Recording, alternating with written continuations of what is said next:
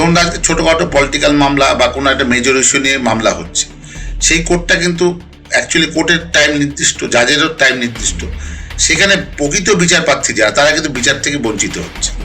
এটা জুডিশিয়ারি ক্ষেত্রেও খারাপ, ডেমোক্রেসির ক্ষেত্রে তো একদমই খারাপ। প্রতি পদে যদি আমাকে কোর্টে যেতে হয়, দ্যাট উড বি মানে কেউ একটা মিছিল করবে আদালতে যেতে হচ্ছে, কেউ একটা সমাবেশ করবে আদালতে, সেটাই বলছি, সেটা আদালতের সময় নষ্ট হচ্ছে, একটা ভ্যালুয়েবল টাইম।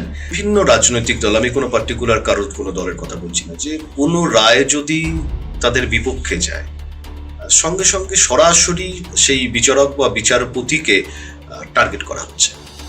এটা কতটা বিপজ্জনক? অন্তত তারা যদি একটা খারাপ মন্তব্য করে, এটা বার্তাটা খারাপ যায় সাধারণ মানুষের মনে।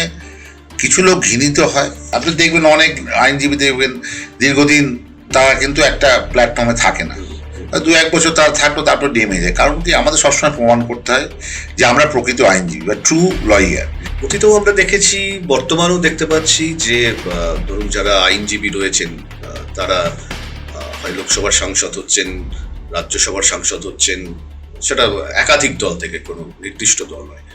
ভবিষ্যতে কল্যাণ চক্রবর্তীকে কি বা সাংসদ বা অন্য কোথাও দেখা যেতে পারে? সেটা তো সময় বলবে, দেখুন সেটা আমি এমন কিছু বলতে পারবো না।